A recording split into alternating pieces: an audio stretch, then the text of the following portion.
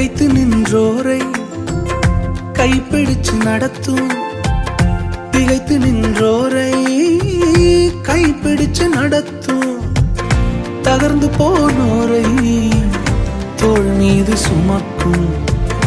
தகர்ந்து போனோரை தோள் மீது சுமக்கும். அதுதான் கிருபை, அதுதான் கிருபை. நான் நினைத்ததிலும் அதிகம் செய்ததே. அதுதான் கிருபை, அதுதான் கிருபை. என் ஜீவியத்தின் பாடலானதே.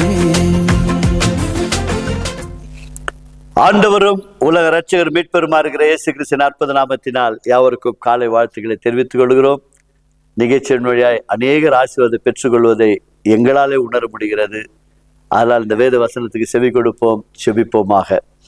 அப்போஸ்தலர் நடவடிக்கை புஸ்தகம் 2ஆம் அதிகாரம் 37 41 முறைய வேத பகுதிகளை நாம் வாசிப்போம். இதை அவர்கள் கேட்ட பொழுது இருதயத்திலே குத்தப்பட்டவர்களாகி பேதுருவையும் மற்ற அப்போஸ்தலரையும் பார்த்து, சகோதரரே, நாங்கள் என்ன செய்ய வேண்டும் என்றார்கள். பேதுரு அவர்களை நோக்கி, நீங்கள் மனம் திரும்பி ஒவ்வொருவரும் பாவம் மன்னிப்புக்கென்று இயேசு கிறிஸ்துவின் நாமத்தினாலே ஞானஸ்நானம் பெற்றுக்கொள்ளுங்கள். அப்பொழுது பரிசுத்தாவின் வரத்தை பெறுவீர்கள். வாக்குத்தத்தமானது உங்களுக்கும் உங்கள் பிள்ளைகளுக்கும் நம்முடைய தேவனாகிய கர்த்தர் வரவழைக்கும் தூரத்தில் உள்ள யாவருக்கும் உண்டாயிருக்கிறது என்று சொல்லி இன்னும் அநேக வார்த்தைகளினாலும் சாட்சி கூறி, மாறுபாடு உள்ள இந்த சந்ததியை விட்டு விலகி உங்களை ரட்சித்துக் கொள்ளுங்கள் என்றும் புத்தி சொன்னான். அவனுடைய வார்த்தையை சந்தோஷமாய் ஏற்றுக்கொண்டவர்கள் ஞானஸ்நானம் பெற்றார்கள். அன்றைய தினம் ஏறக்குறைய 3000 பேர் சேர்த்து கொள்ளப்பட்டார்கள். செபிப்போமாக.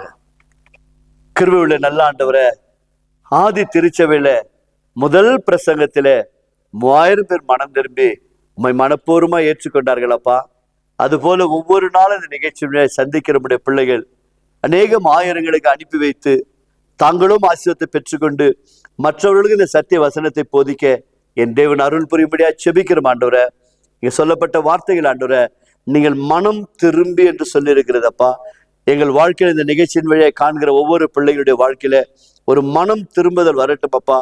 உமக்கு பிரியமில்லாத எந்த ஒரு காரியம் இருந்தாலும் மனம் திரும்பி உம்மை மனப்பூர்வமாய் ஆராதித்து தொழுது கொள்ள கர்த்தர் கிருபை செய்யுங்கப்பா. யாருடைய வாழ்க்கையில என்னென்ன போராட்டங்கள், என்ன தனிப்பட்ட வாழ்க்கையில, அந்தரங்க வாழ்க்கையில, வாலிப பிள்ளைகளுடைய வாழ்க்கையில, பெற்றோருடைய வாழ்க்கையில கண்ணீர், வேதனை, பலவிதமான கேள்விக்குறிகளோடு கூட நம்முடைய பிள்ளைகள் வாழ்ந்து கொண்டு இருக்கலாம். சுவாமி கர்த்தாவே, இந்த நிகழ்ச்சி நம்முடைய பிள்ளைகளுக்காக நாங்கள் செபிக்கிறோம் ஆண்டவரே. எங்கள் வாழ்க்கையில ஒரு மனம் திரும்புதலை கொண்டு வந்து உம்முடைய பிள்ளைகளை கர்த்தர் ஆசீர்வதிப்பீராக. உம்மிடத்திலிருந்து வரக்கூடிய அந்த பரிபூர்ணத்தை உம்முடைய பிள்ளைகள் பெற்றுக்கொள்ளும்படி கர்த்தர் கிருபை செய்யுங்கப்பா. அப்படியே செய்கிறமைக்கா நன்றி.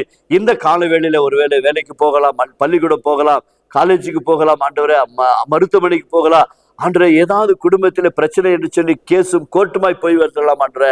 இவைகளுக்கெல்லாம் நியாயத்தை வழங்குகிற தேவன் நீர் தாமே நம்முடைய பிள்ளைகளுக்கு நியாயத்தை கொடுக்கும்படியாய் பிதா, குமாரன், பரிசுத்தாவின் நாமத்தினாலே ஆசீர்வதிக்கிறோம் அப்பா. கர்த்தர் நீங்கள் அப்படியே செய்கிற கிருபைகளுக்காக நன்றி. தொடர்ந்து நம்முடைய பிள்ளைகளை காத்துக்கொள்ள வழிநடத்தும் இயேசுவின் நாமத்தினால் பிதாவே, ஆமேன், ஆமேன். God bless you. கர்த்தர் உங்களை ஆசீர்வதிப்பாராக. தொடர்ந்து வேதத்தை வாசியுங்கள், கேளுங்கள், மற்றவர்களுக்கு அறிவியுங்கள். கர்த்தர் உங்களை ஆசீர்வதிப்பாராக.